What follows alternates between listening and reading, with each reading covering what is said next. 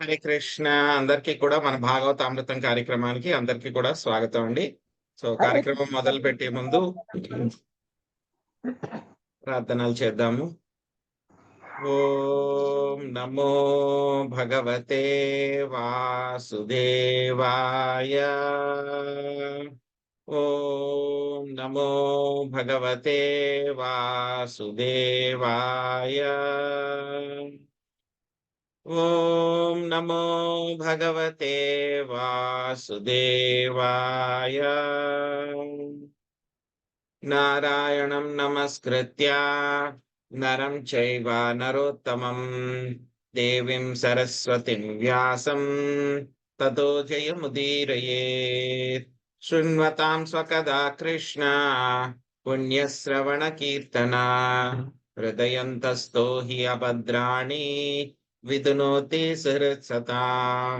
నష్టప్రాయేషు అభద్రేషు నిత్యం భాగవత సేవయా భగవతి ఉత్తమ శ్లోకే భక్తిర్భవతి నైష్టికీ. ఓం అజ్ఞానతిమిరాంధస్య జ్ఞానాంజనాశలాకయా చక్షురున్మిలితం యేన తస్మై శ్రీ గురవే నమః.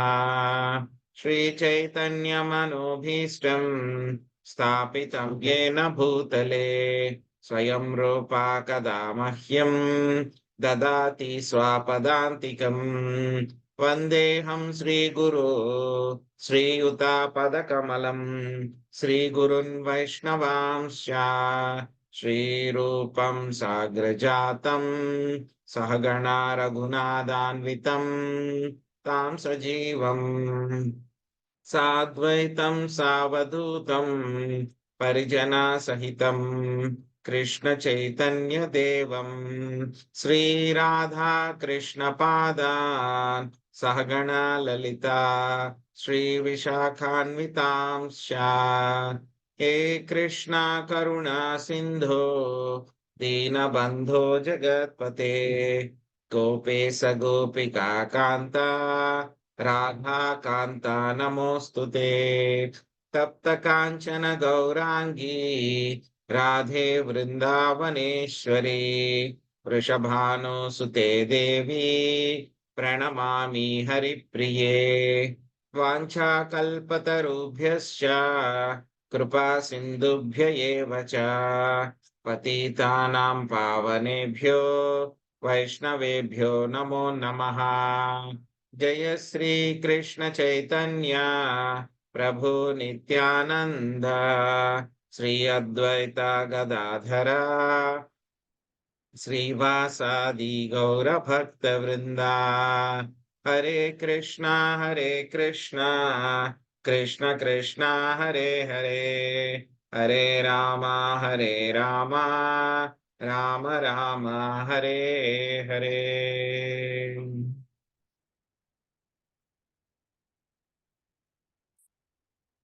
హరే కృష్ణ. సో ఈ రోజు మనము మన యొక్క భాగవతామృతం కార్యక్రమంలో తృతీయ స్కందము 32వ అధ్యాయము 37వ శ్లోకం నుంచి మనం చూద్దామండి. హరే కృష్ణ ప్రభుజీ ప్రణామాలు. హరే కృష్ణ మాతాజీ ప్రణామాలు. హరే కృష్ణ ప్రభుజీ దండవత్ ప్రణామం. హరే కృష్ణ ప్రభుజీ దండవత్ ప్రణామం.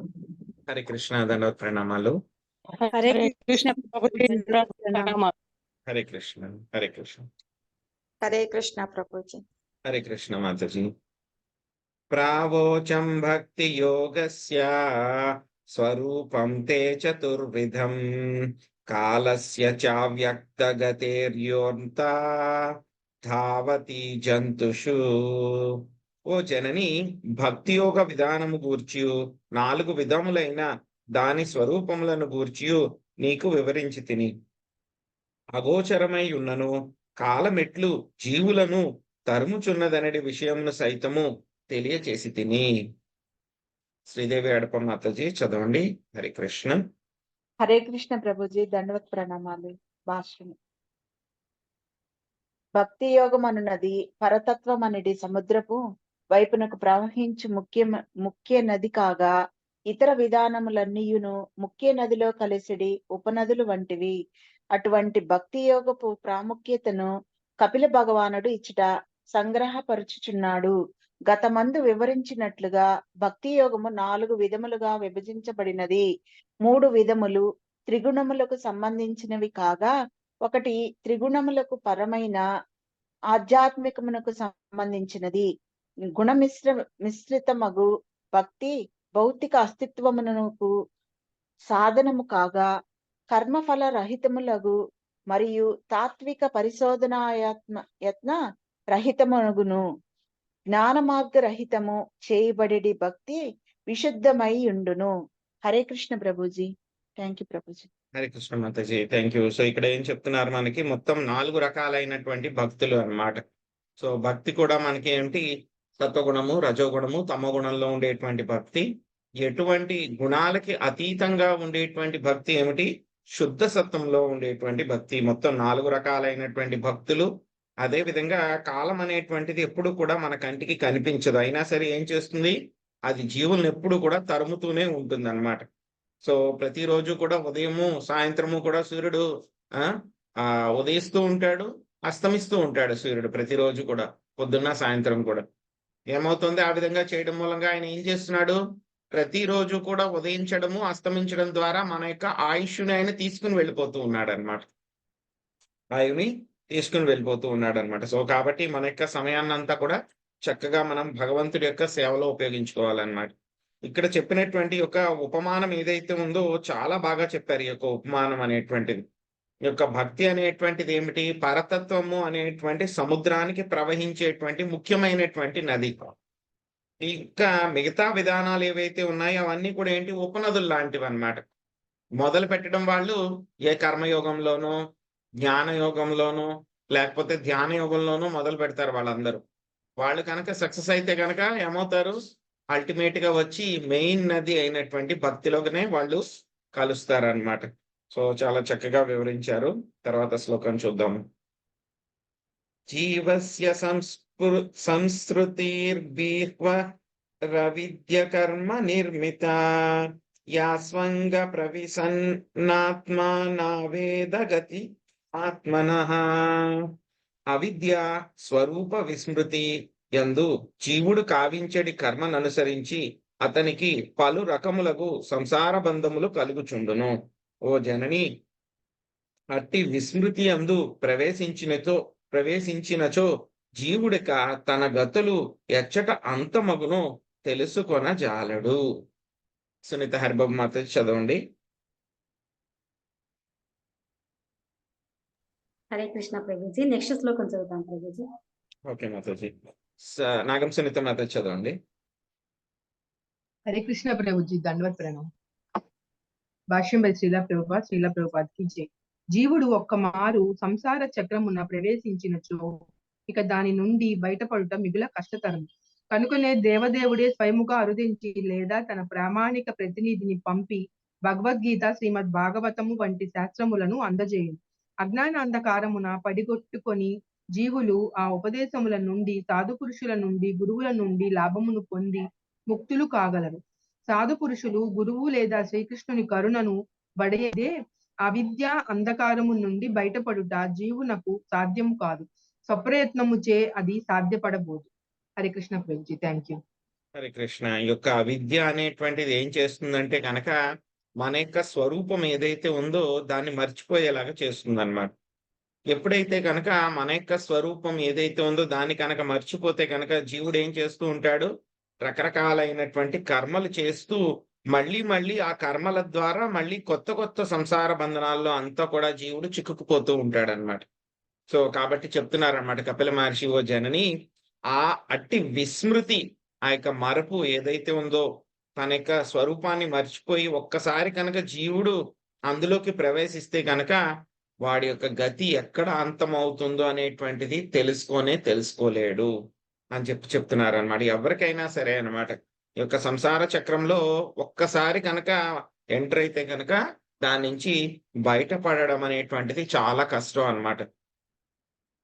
ఒక నుయ్యిలో పడిపోయారు అనుకోండి, ఎవరైనా సరే ఒక వ్యక్తి నూతిలో పడిపోయిన తర్వాత వాడు ఎంత ప్రయత్నించినా సరే ఆ నూతిలోంచి వాడు బయటికి రాలేడు.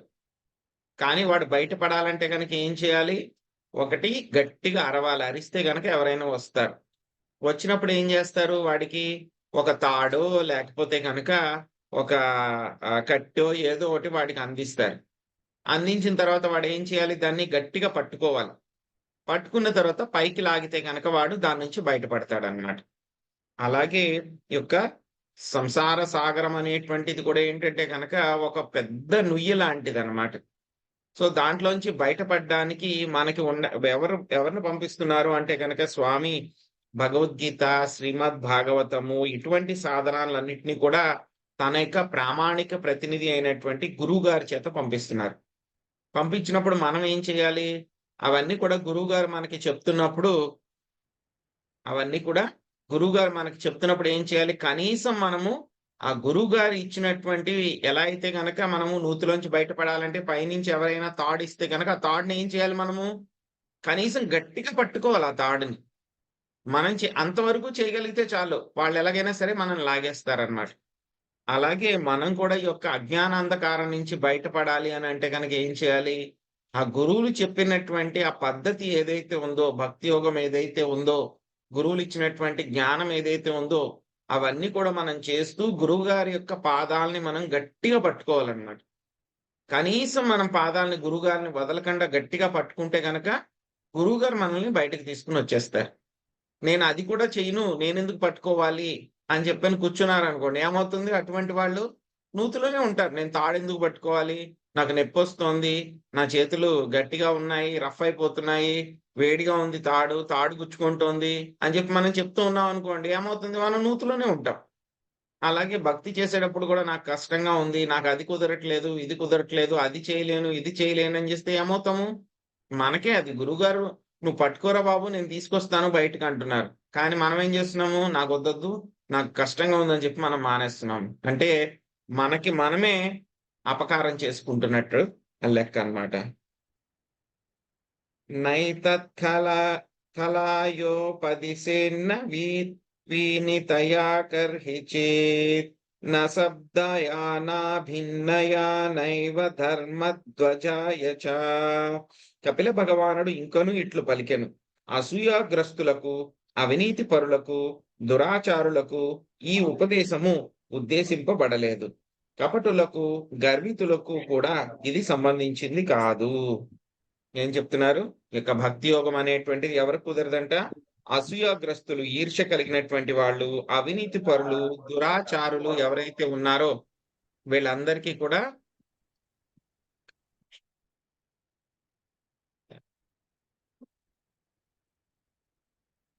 వీళ్ళందరికీ కూడా ఈ యొక్క భక్తి యోగం అనేటువంటిది ఉద్దేశించబడలేదు. ఈ యొక్క ఉపదేశం అనేటువంటిది వాళ్ళ కోసం కాదు. ఎవరైతే కనుక మోసం చేస్తూ ఉంటారో, బాగా గర్వం కూడా ఎక్కువగా ఉంటుందో అటువంటి వాళ్ళకి సంబంధించింది కాదు అని చెప్పి డిక్లేర్ చేస్తున్నారు అన్నమాట. సో ఇంకా మనకి 40, 41, 42, 43వ శ్లోకంలో మనకి ఫలశ్రుతి, ఆ విధంగా ఎవరికి ఒక జ్ఞానం ఇవ్వాలి అనేటువంటి విషయం కూడా మనకి చెప్తున్నారు అన్నమాట. నలోలుపాయోపదిశేన్న గృహరూఢ చేతసే నా భక్తయా చ మే జాతు నా మద్భక్త ద్విషామపి. అత్యాస కలవారికి, అమిత గృహాసక్తులకు దీనిని ఉపదేశించరాదు. అభక్తులకు మరియు దేవదేవుని భక్తుల ఎడ ద్వేషము కలవారికి కూడా దీనిని ఉపదేశించరాదు. హరి కృష్ణ. చంద్ర మాతాజీ మీరు మొదటి పారాగ్రాఫ్ చదవండి. విజయలక్ష్మి మాతాజీ మీరు రెండవ పారాగ్రాఫ్ చదవండి. హరే కృష్ణ ప్రభుజీ. హరి కృష్ణ. ప్రభుజీ హరే కృష్ణ చదువుతాను ప్రభుజీ. సునీత మాతాజీ మీరు 42 చదవండి మాతాజీ. ఓకే మాతాజీ. ఓకే హరే కృష్ణ ప్రభుజీ, ధన్వత్ ప్రణామాలు. హరి శ్రీల కృష్ణ. ప్రభుపాదుల వారి భాష్యం. శ్రీల ప్రభుపాదుల వారికి జై. ఇతర జీవులకు హాని చేకూర్చుటకే సదా యోచించు వారు కృష్ణ భక్తి భావను అవగతం చేసుకొనుటకు యోగ్యులు కారు. శ్రీకృష్ణ భగవానుని దివ్యమగు ప్రేమయుత సేవ ఎందువారు ప్రవేశించే జాలరు. ఏదో కోరికలను కలిగేది అత్యంత కృత్రిమంగా గురువు పట్ల అనుకూతో నుండేది నామాత్రపు శిష్యులు పలువురుండరు. వారును కృష్ణ భక్తి అన్నునేమో తెలుసున్న జాలరు. ఇతర మతోపదేశమును పొందినందున భగవానుని చేరుటకు భక్తి యోగమే ఏకైక విధానమని జాలని వారు సైతం కృష్ణ భక్తి భావనను ఎరుగుజాలరు. ఈ విషయం నాకు అనుభవం కలదు. కొందరు శిష్యులు నాతో చేరినను ఏదో మత సిద్ధాంతమును పట్టుకుని వ్రేలాడేడి కారణంగా తిరిగి వీడిపోయి ఈ త్రోవ తప్పిరి. వాస్తవమునకు కృష్ణ భక్తి భావన కృష్ణ చైతన్యం అనేది ఏదో ఒక శాఖకు చెందిన మత విశ్వాసమో సాంప్రదాయమో కాదు. దేవదేవుని గూర్చియు మరియు అతనితో మనకు గల సంబంధము గూర్చియు తెలుసుకున్నటి విధానము ఇది బోధించును. ఈ హరినామ సంకీర్త్య ఉద్యమమున ఎవరైనాను ఎటువంటి భేదభావము లేకుండా చేరవచ్చును. కానీ దురదృష్టవశాత్తు కొందరు జనుల భావన విరుద్ధంగా ఉన్నది కనుక అటువంటి వాళ్లకు కృష్ణ సంబంధ విజ్ఞానంను ఉపదేశించే ఉండట ఉత్తమము. హరే కృష్ణ ప్రభుజీ. హరే కృష్ణ ప్రభుజీ, దండవత్ ప్రణాం. హరే కృష్ణ. అకారణముగా లౌకికులు ధనము యశస్సులకై ప్రాకులాడుచుందురు. వాటిని పొందుటకై ఎవరేని కృష్ణ భక్తిని చేపట్టినచో ఈ తత్వమును వారెన్నడను అవగతము చేసుకునజాలరు.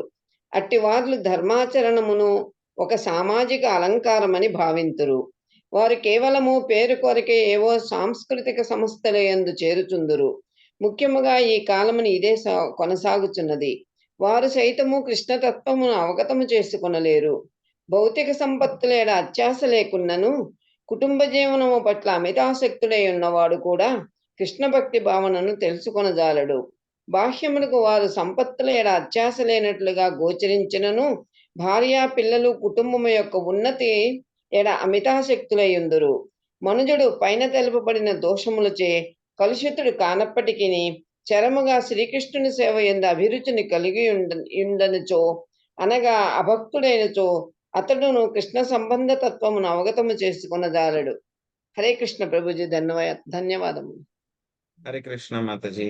సో ఇవన్నీ కూడా ఏంటంటే కనుక మనకి హింట్స్ అన్నమాట. ఏంటి, మనం భక్తి మొదలు పెట్టినా సరే ఇంకా మనలో ఇవి ఏవైనా సరే ఇక్కడ చెప్పినటువంటి విషయాలు ఏమైనా ఉన్నాయా అని చెప్పి మనం ఎప్పుడు కూడా చెక్ చేసుకుంటూ ఉండాలని. సో ఏంటి ఆ విషయాలు అంటే కనుక కొన్ని మనం తెలుసుకోవడానికి ప్రయత్నిద్దాం. ఒకటి, అత్యాశ కలిగినటువంటి వాళ్ళు ధనం గురించి కానీ, కీర్తి గురించి కానీ, అదేవిధంగా పేరు ప్రతిష్టల గురించి కానీ, అది ఎవరికైతే కనుక బాగా అత్యాశ ఉంటుందో వాళ్ళకి, అదేవిధంగా చాలా ఎక్కువగా గృహ ఆసక్తి మనక కుటుంబం మీద, అదేవిధంగా సమాజం మీద, నా కులమని, నా చుట్టాలని, నా బంధువులని ఎవరికైతే కనుక ఎక్కువగా ఆసక్తి ఉంటుందో అటువంటి వాళ్ళకి అసలు ఈ భక్తి యోగం గురించి చెప్పొద్దు అంటున్నారన్నమాట. ఎవరు? కపిల మహర్షి అన్నమాట. ఇంకేం చెప్తున్నారు, ఎవరైతే కనుక నాస్తికులు ఎవరైతే ఉంటారో వాళ్ళకి, అదే విధంగా శ్రీకృష్ణ భగవానుడి యొక్క భక్తులు ఎవరైతే ఉంటారో వాళ్ళ పట్ల కూడా ద్వేషం ఎవరికైతే ఉంటుందో అటువంటి వాళ్ళకి ఈ యొక్క భక్తి యోగ విధానాన్ని ఎవరు కూడా ఉపదేశించవద్దు అని చెప్పి చెప్తున్నారన్నమాట. ఇంకా ఎవరికి అని అంటే కనుక ఇతర జీవులకి ఎవరైతే కనుక హాని చేకూర్చాలి అని చెప్పేసి ఎవరైతే చూస్తూ ఉంటారో వాళ్ళకి కృష్ణ భక్తి భావన అనేటువంటిది అర్థం కాదు. వాళ్ళు ఎప్పుడు కూడా ఆ దివ్య ప్రేమలోకి ఎప్పుడు కూడా వాళ్ళు వెళ్ళలేరు అన్నమాట. ఏదో వాళ్ళు కృత్రిమంగా వచ్చినట్టు అనిపిస్తూ ఉంటుంది, వాళ్ళు కూడా ముందుకు వెళ్తున్నట్టు అని అనిపిస్తూ ఉంటుంది అన్నమాట. కానీ లోపలికి మాత్రం వాళ్ళకి ఒక కృష్ణ భక్తిలోకి వాళ్ళకి ప్రవేశం అనేటువంటిది ఉండదు. కొంతమంది ఏంటంటే కనుక ఆర్టిఫిషియల్ గా గురువు పట్ల చాలా అణుకుతో ఉన్నట్టు వాళ్ళు చాలా మంది ఉంటారన్నమాట. ఆర్టిఫిషియల్ గా ఉంటారు, న్యాచురల్ గా కాకుండా కృత్రిమంగా ఉంటారన్నమాట. అటువంటి వాళ్ళకి కూడా ఈ యొక్క కృష్ణ భక్తి అనేటువంటిది అర్థం అవ్వదు. చాలా మంది ఏం చేస్తూ ఉంటారు, అటువంటి వాళ్ళందరూ కూడా వస్తూ ఉంటారు, కృష్ణ భక్తి మొదలు పెడదామని చెప్పేసి వస్తారు, మొదలు పెడతారు, గురువు గారి దగ్గరికి వస్తారు, అన్ని వింటారు. కానీ ఎవరైతే కనుక కల్మషాలు ఉన్నాయో, ఎవరైతే కనుక తప్పు మోటివ్స్ తోటి, ఉద్దేశాలతోటి ఎవరైతే కనుక భక్తి దగ్గరికి, కృష్ణుడి దగ్గరికి వస్తారో వాళ్ళు ఎక్కువ రోజులు ఉండలేరు అన్నమాట. వాళ్ళు ఎక్కువ రోజులు ఉండలేరు, తట్టుకోలేరు వాళ్ళు. సో వాళ్ళంతట వాళ్ళే దూరంగా వెళ్ళిపోతారు అన్నమాట. ఇక కృష్ణ భక్తి భావన అనేటువంటిది ఏంటంటే కనుక ఏదో ఒక సెంటిమెంటో లేకపోతే ఒక మత విశ్వాసము, సాంప్రదాయము కాదనమాట. ఇది ఏం చేస్తుంది అని అంటే కనుక ఈ యొక్క కృష్ణ భక్తి భావన మనకి ఇంతకు ముందు శ్లోకంలో చెప్పినట్లు మనకేమైంది, విస్మృతి వచ్చేసింది, అంటే మరపు వచ్చేసింది. మన యొక్క నిజమైన స్వరూపం ఏమిటి అని మర్చిపోయాం మనం. ఈ యొక్క కృష్ణ భక్తిలో మనం కనుక నిమగ్నమైతే ఏమవుతుంది, అది మెల్లగా మనం మర్చిపోయినటువంటి విషయం ఏదైతే కనుక మన యొక్క విస్మృతి, అంటే మర్చిపోయినటువంటి విషయం మన స్వరూపం ఏదైతే ఉందో దాన్ని మనకి తెలియజేస్తుంది అన్నమాట. స్వరూపం తెలియచేసి మనల్ని ఏం చేస్తుంది? మెల్లగా ఆ యొక్క కృష్ణుడి మీద ప్రేమ కలిగేలాగా చేస్తుంది అన్నమాట. ఎవరైనా సరే ఈ యొక్క హరినామ సంకీర్తనలో ఎవరైనా సరే పాల్గొనవచ్చు అన్నమాట.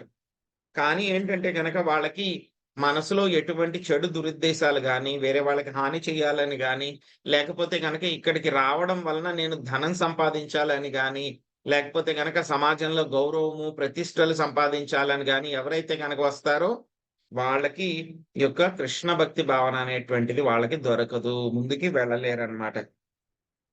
సో కొంతమంది అయితే గనక ఏం చేస్తూ ఉంటారు? డబ్బు కోసము, పేరు కోసము, లేకపోతే గనక నేను పలానా ఆధ్యాత్మిక సంస్థలో నేను మెంబర్ కింద ఉన్నాను అని గొప్పగా చెప్పుకోవడం కోసం అని చెప్పేసి వాళ్ళు మొదలు పెడతారన్నమాట. చాలా మంది ఉంటారు అటువంటి వాళ్ళన్నమాట. వాళ్ళకేంటంటే గనక అదొక సామాజిక అలంకారం అన్నమాట. సో వాళ్ళు కొంతమంది ఎలా అంటే గనక వాళ్ళు గురువు అంటే గనక నేను గురువుని తీసుకున్నాను. గురువు అంటే గనక ఒక ఫ్యాషన్ అన్నమాట వాళ్ళకి. సో నాకు గురువు ఉన్నారు అని చెప్పుకోవడానికి. అంతేగాని వాళ్ళు గురువుగారు చెప్పినవి ఏవి కూడా వాళ్ళు పాటించరన్నమాట. సో ఇంకా కొంతమంది ఉంటారు. వాళ్ళు ఏంటంటే గనక ఏమీ ఆశ లేనట్టు, చాలా ఆసక్తి లేనటువంటి వాళ్ళ కింద కొంతమంది ఉంటారన్నమాట వాళ్ళు. కానీ వాళ్ళు కుటుంబం పట్ల, సంతానం పట్ల, వాళ్ళ యొక్క భార్య పట్ల చాలా చాలా ఆసక్తి కలిగి ఉంటారన్నమాట. సో అటువంటి వాళ్ళు కూడా ఈ యొక్క శ్రీకృష్ణ భగవానుడి యొక్క కృష్ణ సంబంధ తత్వాన్ని ఏదైతే ఉందో వాళ్ళు అర్థం చేసుకోలేరన్నమాట. సో కాబట్టి చెక్ చేసుకోవాలి. వీటిల్లో ఏమైనా మనకేమైనా ఉన్నాయా? అటువంటి ఉద్దేశ్యాలు ఏమైనా ఉంటే గనక స్వామికి ప్రార్థించాలి, గురువుకు ప్రార్థించాలి. సో నాకు తెలీదు అటువంటి అనర్థాలు ఏవైనా ఉన్నాయేమో, ఇంకా నేను వాటి కోసమే వస్తున్నానేమో, అవన్నీ కూడా నాశనం అయిపోయేలాగా చూడండి అని చెప్పేసి మనం స్వామికి ప్రార్థించాలన్నమాట. సో అందుకే మనకేం చెప్తున్నారు? తర్వాత శ్లోకంలో చెప్తున్నారు మనకి. శ్రద్ధధానాయ భక్తాయ వినితాయేన సూయవే పూతేషు కృతమైత్రాయ శుశ్రూషాభిరతాయ చ. గురువు పట్ల గౌరవము కలిగిన వాడును, అసూయారహితుడును, సర్వజీవుల ఎడ మైత్రీభావము కలవాడును, సేవాభిరతుడును అగు శ్రద్ధావంతుడైన భక్తునికే ఈ ఉపదేశము నొసగవలెను. ఎవరి యొక్క ఉపదేశాన్ని తీసుకోవడానికి అర్హులు అన్నమాట? ఎవరైతే గనక గురువు పట్ల గౌరవాన్ని కలిగి ఉన్నటువంటి వాడు, కృష్ణుడి పట్ల, ఆయన యొక్క భక్తుల పట్ల ఎవరు కూడా అసూయ లేకుండా ఉన్నటువంటి వాడు, అన్ని జీవుల పట్ల కూడా స్నేహభావాన్ని కలిగి ఉన్నటువంటి వాడు, ఎప్పుడు కూడా శ్రద్ధగా సేవ చేస్తూ ఉంటాడు. అటువంటి భక్తుడికి మాత్రమే ఈ యొక్క భక్తి యోగం అనేటువంటి ఉపదేశాన్ని ఇవ్వాలి అని చెప్తున్నారన్నమాట. బహిర్జాత వీరగాయ శాంత చిత్తాయ ధీయతాం నిర్మత్సరాయ శుచయే యస్యాహం ప్రేయసాం ప్రియః. అన్యమగు దేనికన్నను భగవానుడే పరమ ప్రియుడని భావించిన వారును, అసూయారహితులను, శుచి అయిన వారును, కృష్ణ భక్తి భావనకు అన్యమైన దాని ఎడ వైరాగ్యమును పొందిన వారును అగు జనులకు గురుదేవుడు ఈ ఉపదేశమును కావించవలెను. సునీత హరిబాబు మాతాజీ చదవండి. మీరు మొదటి 2 పారాగ్రాఫ్లు చదవండి. ఆ తర్వాత రత్నకుమారి మాతాజీ మీరు చివరి 2 పారాగ్రాఫ్లు చదవండి. హరే కృష్ణ ప్రభుజీ, ధన్యవాద ప్రణామాలు. కృష్ణ కృపామూర్తి శ్రీల ప్రభుపాదికి జై. భాష్యము. ఆది అందే ఎవరును భక్తి యోగపు అత్యున్నత స్థితిని చేరజాలము. ఇచ్చట భక్త అను పదము భక్తుడై అవుటకే సంస్కార కర్మలను స్వీకరించుట యందు సంకోచము లేనివాడని భావము. భక్తుడగుటకై మనుజుడు గురోపదేశమును బడసి భక్తి యోగమున ఏ విధముగా పురోగమించలేనని విషయమున విచారణ గావింపబడెను. భక్తులను సేవించుట, సాంఖ్యాపూర్వకముగా హరినామమును జపించుట, శ్రీ విగ్రహారాధన, ఆత్మదర్శిని యగు మహాత్ముల నుండి శ్రీమద్ భాగవతము లేదా భగవద్గీతను శ్రవణము చేయుట, భక్తికి ఆటంకము కలుగునట్టి తీర్థక్షేత్రమున నివసించుట అనునవి భక్తి పురోగతి గల 64 కర్మలలో మొదటివి. ఈ 5 ముఖ్యమైన కర్మలు చేపట్టిన వాడు భక్తుడని పిలువబడును. మనుజుడు గురువు గారికి తగినంత గౌరవము నొసగవలెను. ఆయన ఇతర శిష్యులు ఆధ్యాత్మిక సోదరుడెలా అనవసరముగా అసూయ చెందరాదు. పైకి కృష్ణ భక్తి భావన యందు ఎవరేని అత్యంత వికాసము నొందినచో అతని దాదాపుగా గురువుతో సమానమని భావించవలెను. ఆధ్యాత్మిక సోదరుడు ఆ రీతి కృష్ణ భక్తి భావన యందు వృద్ధి చెందుట గాంచి అతడు మిక్కిలి ముదమునొందవలెను. మాయాబంధముల నుండి బయటపడుటకు కృష్ణ భక్తి భావన యొక్కటే పరిష్కారము కనుక భక్తులు ఎల్లవేళలా సామాన్య జనుల ఎడల దయామయుడై ఉండేది దానిని వారికి బోధించవలెను. జనులకు కావలసినది ఆ కరుణయే కనుక అదియే నిజమైన లోక కళ్యాణ కార్యము కాగలదు. సుషూషాభి వ్రతాయ అను పదము గురువు గారికి అత్యంత శ్రద్ధతో సేవించునట్టి వారిని సూచించును. శిష్యులు అనే రకములగు సౌకర్యములను సేవలను గురువుకు అందించవలను. ఈ విధముగా చేసడి శిష్యుడు సైతము ఈ ఉపదేశమునందుడికే యోగ్యుడు. బహిర్గత విరాగాయ అనగా అంతర్బాహ్యముల లక్షణముల ఎడల వైరాగ్యము పొందినట్టి వాడని భావము. కృష్ణ సంబంధములు కానట్టి కర్మలు ఎడల వైరాగ్యములు పొందుటియే కాక లౌకిక జీవనము ఎడల ఆంతర్యమును అతడు విముఖత కలిగి ఉండును. అట్టివాడు అసూయారహితుడై ఉండి సమస్త జీవులు మానవులే కాదు మానవేతర జీవుల గురించి సైతము సంక్షేమము గురించి ఆలోచించవలెను. అంతర్బాహ్యముల యందు శుచియే ఉన్నవాడి శుచియే అని పదము భావము. నిజముగా అంతర్బాహ్యముల యందు శుచి నొందుట మనుజుడు నిరంతరము హరే కృష్ణ మహామంత్రమును జపించవలెను. హరే కృష్ణ ప్రభుజీ. హరే కృష్ణ. హరే కృష్ణ ప్రభుజీ. దండవత్ ప్రణామం. హరే కృష్ణ మాతాజీ. జ్ఞానమును గురుదేవుడే వసగవలెననుట తీయతాం అను పదమునకు భావము. గురువు యోగ్యత లేనట్టి శిష్యుని స్వీకరించరాదు. వ్యాపార ధోరణి అతనికి తగదు. ధనము కొరకై అతడు శిష్యులను గ్రహించరాదు. తాను ఉపదేశం ఒసగనున్న వ్యక్తి యొక్క గుణములను అతడు గాంచవలెను. అయోగ్యుడైన వానికి ఉపదేశం ఒసగరాదు. భవిష్యత్తులో శిష్యునికి కేవలం భగవానుడే పరమ ప్రియమగు జీవిత గమ్యమగునట్లుగా అతడు శిక్షణ నొసగవలెను. ఈ 2 శ్లోకములందు భక్తుని గుణములు పూర్తిగా వర్ణింపబడినవి. ఈ శ్లోకములందు తెలుపబడిన గుణములనన్నింటినీ నిజముగా కలిగి ఉన్నవాడు భక్తుడైనట్లుగానే భావింపవలెను. ఎవరైనా ఈ గుణములను కలిగి ఉండని ఎడల పూర్ణ భక్తుడగుటకై వానిని పొందవలసియే ఉండును. Thank you Prabhuji. హరే కృష్ణ. హరే ధన్యవాదాలు. కృష్ణ. Thank you Mataji. దండవత్ ప్రణామం. సో ఇంతకు ముందు శ్లోకంలో కూడా మనము రకరకాలైనటువంటి విషయాలు మనం తెలుసుకున్నాం అన్నమాట. సో జీవులకి ఎవరికి కూడా హాని చేకూర్చకూడదు.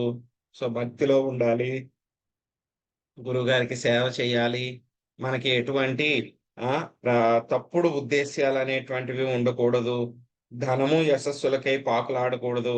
సో ఈ యొక్క ధర్మాచరణం అనేటువంటిది ఒక అలంకారం కాదు. కుటుంబ జీవనం పట్ల ఆసక్తిని కూడా తగ్గించుకోవాలి. సో ఇలాంటి విషయాలన్నీ కూడా భక్తుల యొక్క లక్షణాలు చెప్పారనమాట. సో అవే మళ్ళీ ఈ శ్లోకంలో కూడా చెప్తున్నారు మళ్ళీ మనకి 42వ శ్లోకంలో. సో భక్త అనేటువంటి దానికి అర్థం ఏమిటి అంటే కనుక భక్తుడవ్వడానికి సంస్కార కర్మలను స్వీకరించుటలో ఎటువంటి సంకోచము లేనటువంటి వాడన్నమాట. సో మనకి మొత్తము యొక్క భక్తి యోగంలో మనకి 64 కర్మలు ఉంటాయన్నమాట. ముఖ్యంగా భక్తి చేయాలంటే కనుక చేయవలసిన 64 అంగాలు ఉంటాయండి. సో వాటిల్లో మొదటి 5 అంగాలని కూడా మనకి శ్రీల ప్రభుపాదుల వారు ఇక్కడికి ఇచ్చారు. చాలా ముఖ్యమైనటువంటివి అన్నమాట. సో ఒకటి ఏమిటి, మొట్టమొదటిది భక్తులను సేవించడము. రెండవది సంఖ్యాపూర్వకముగా అంటే లెక్క పెట్టుకోవాలి. హరే కృష్ణ మహామంత్రాన్ని నిర్దిష్టమైనటువంటి సంఖ్య పరంగా మనం లెక్క పెట్టుకుని ప్రతిరోజు కూడా మనము హరినామం చేయాలి. మూడవది ఏం చేయాలి, మనము శ్రీ విగ్రహ ఆరాధనము. స్వామి యొక్క విగ్రహాలకి మనం అర్చించుకోవాలి. మన ఇంట్లో అర్చా విగ్రహాలను పెట్టుకున్నా సరే, లేకపోతే కనుక మందిరంలో ఉన్నటువంటి అర్చా విగ్రహాలకి మనము రకరకాలుగా సేవలు అందించడం అయినా సరే. అంటే కనుక టెంపుల్కి వెళ్ళినప్పుడు మనము ఆయన కోసం పళ్ళు, పువ్వులు, లేకపోతే కనుక ఆయనకి ప్రసాదం కోసం అని చెప్పి ధనాన్ని ఇవ్వడము, ఆయనకి సేవ చేయడము, పువ్వులు కట్టడము, ఆయన కోసం వంట చేయడము, ఆయన యొక్క శ్రీమందిరం అంటే కనుక ఆయన యొక్క నివాసం కాబట్టి దాన్ని శుభ్రపరచడానికి చేయటము. సో ఇలాగ మనం రకరకాలైనటువంటి సేవలు చేయాలి. ఇవన్నీ కూడా శ్రీ విగ్రహారాధన కిందకే వస్తాయి అన్నమాట. సో తర్వాత మనం ఏం చేయాలి, ఆత్మదర్శి అయినటువంటి మహాత్ములు, గురువులు ఎవరైతే ఉంటారో వాళ్ళ దగ్గర నుంచి భగవద్గీత, శ్రీమద్ భాగవతాన్ని శ్రవణం చేయాలన్నమాట. ఇంకా తర్వాత ఏం చేయాలి, భక్తికి ఆటంకము కలగనట్టి తీర్థక్షేత్రమును వసించుట. ఇది కూడా చాలా ముఖ్యమైనటువంటిది అన్నమాట. పుణ్యక్షేత్రాల్లో మనము ఏం చేసుకోవాలి, అక్కడ నివసించుకోవడానికి ప్లాన్ చేసుకోవాలి.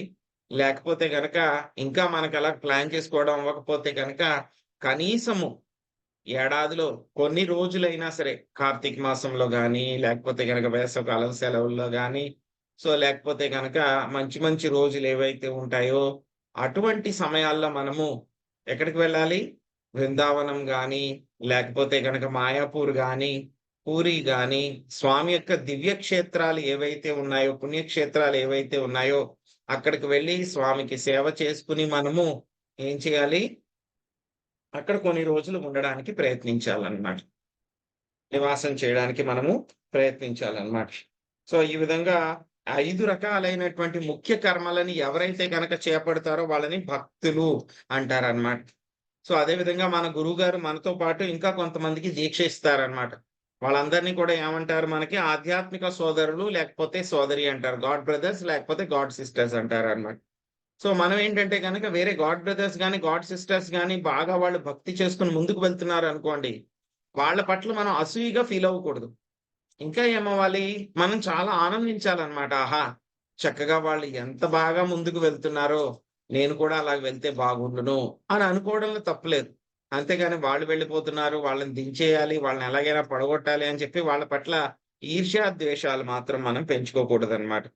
సో వాళ్ళు ఎవరైనా సరే వృద్ధి చెందుతూ ముందుకు వెళ్తూ ఉంటే గనక మనం చాలా సంతోషించాలన్నమాట. ఇంకా భక్తుడు అనేటువంటి వాడు ఎవరైతే కనుక అమాయక ప్రజలు ఎవరైతే ఉన్నారో వాళ్ళందరూ కూడా ఈ భౌతిక ప్రపంచంలో రకరకాల ఈతి బాధలు అనుభవిస్తూ ఉన్నారో వాళ్ళందరి పట్ల కూడా దయామయుడయి వాళ్ళందరికీ కూడా ఏం చేయాలి, ఆయన బోధించాలన్నమాట. అదే నిజమైనటువంటి వెల్ఫేర్ యాక్టివిటీ అన్నమాట, కళ్యాణ కార్యం అన్నమాట. ఇంకేం చేయాలంటే భక్తుడు అనేటువంటి వాడు గురువు గారిని చాలా శ్రద్ధతో సేవించాలన్నమాట. సో అన్ని రకాలైనటువంటి సౌకర్యాలని, సేవల్ని కూడా ఏం చేయాలి, గురువు గారికి అందించాలన్నమాట. సో ఇంకేం చేయాలి, యొక్క మెటీరియల్ లైఫ్ అన్నమాట, లౌకిక జీవనం ఏదైతే ఉందో దాని పట్ల ఆసక్తిని మెల్లమెల్లగా తగ్గించుకోవాలన్నమాట. తగ్గించుకొని లోపలే మనం ఆసక్తిని తగ్గించుకొని వైరాగ్యాన్ని కూడా పెంపొందించుకోవాలన్నమాట.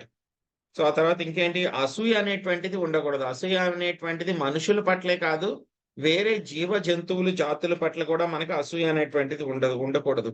అసూయ ఉండకపోతే కనుక మనం ఏం చేస్తాము, వాటి పట్ల మనము ఎటువంటి అపరాధాలు కూడా చేయకుండా ఉంటాం. అపరాధం అంటే కనుక వాటిని హింసించడం కానీ, కొట్టడం కానీ, తిట్టడం కానీ ఏవి చేయకుండా ఉంటాం అన్నమాట. ఇంకా భక్తుడు అనేటువంటి వాడు ఎలా ఉండాలి, శుచి, చాలా శుభ్రంగా ఉండాలన్నమాట. 2 రకాలైనటువంటి శుభ్రత, ఒకటి మన శరీరం యొక్క శుభ్రత, 2 మనకి ఇంటర్నల్ అన్నమాట, లోపల శుభ్రత అన్నమాట. శరీరం యొక్క శుభ్రత అంటే కనుక ప్రతిరోజు కూడా మనము కనీసం రోజుకి ఒక్కసారైనా సరే స్నానం చేయటం అన్నమాట. సో కొంతమందికి అయితే కనుక కనీసం బ్రహ్మచారులకి, అదేవిధంగా సన్యాసులు అయితే కనుక వాళ్ళు ఖచ్చితంగా 2 సార్లు స్నానం చేయాలన్నమాట. సో అది బాహ్య శుభ్రత అన్నమాట. ఇంటర్నల్ క్లీన్లీనెస్ అంటే కనుక అంతరంగ శుభ్రత అంటే కనుక మన శరీరం, మన యొక్క మనసు పైన ఉన్నటువంటి ఆ మలినాలన్నిటినీ కూడా తొలగించుకోవడం అన్నమాట. ఎలా అవుతుంది అది internal cleanliness? Hare Krishna Krishna Krishna Hare Hare, Hare Rama Rama Rama Hare Hare. So ఈ విధంగా మనకి ఇంటర్నల్ క్లీన్లీనెస్, ఎక్స్టర్నల్ క్లీన్లీనెస్ 2 కూడా ఉంచుకోవాలన్నమాట. సో ఆ తర్వాత మళ్ళీ గురువు గారు చేయాల్సినటువంటి పనులను కూడా చెప్తున్నారన్నమాట. గురువు ఎలా చేయాలి అని అంటే గనక శిష్యుడి యొక్క యోగ్యతను చూసి దాన్ని బట్టి ఒకరిని శిష్యుడి కింద స్వీకరించాలన్నమాట. వ్యాపారణ ధోరణి ఉండకూడదు. సో కొంతమంది ఏమంటారు, నీకు డబ్బులు ఇవ్వి, ఫీజు ఇస్తే కనుక నీకు మంత్రం చెప్తాను, అప్పుడు నీకు యొక్క అన్ని రకాలు కూడా కలుగుతాయని చెప్పి కొంతమంది డబ్బులు తీసుకుంటారు, ఫీజు తీసుకుంటారు అన్నమాట. సో ఆ విధంగా చేయకూడదు అన్నమాట. సో అయోగ్యుడు ఎవరైతే ఉన్నారో వాడికి ఉపదేశాన్ని ఇవ్వకూడదు. సో ఇంకా ఎలా ఉండాలి, ఎవరినైనా సరే శిష్యుడి కింద స్వీకరించారు అని అంటే కనుక వాణ్ణి ఎలాగైనా సరే శ్రీకృష్ణ భగవానుడే పరమ ప్రియమైనటువంటి గమ్యము అని చెప్పి తెలుసుకునేలాగా చేసి ఆ గమ్యానికి చేరుకునేలాగా చేయగలిగేటువంటి శిక్షణ ఇవ్వగలగాలన్నమాట గురువు అన్నమాట. సో ఇవన్నీ కూడా భక్తుల యొక్క గుణాలన్నమాట. ఇవన్నీ కూడా సో మనకి చెక్ చేసుకోవాలన్నమాట. ఈ గుణాలన్నీ కూడా నాకు ఉన్నాయా లేవా? ఓకే, లేవంటే కనుక ఏం చేయాలి, వాటిని మనం పెంపొందించుకోవడానికి ప్రయత్నించాలన్నమాట. ఇక్కడ 43వ శ్లోకంలో ఇప్పుడు ఫలశ్రుతి చెప్తున్నారన్నమాట. ఏం చెప్తున్నారో చూద్దాం.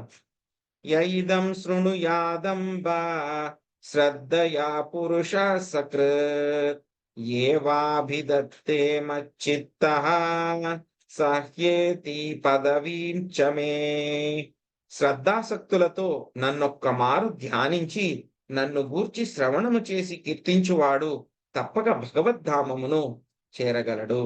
శ్రీమద్ భాగవతం నందలి కర్మబంధనము అను తృతీయ స్కందములోని 32వ అధ్యాయమునకు భక్తి వేదాంత భాష్యము సమాప్తము.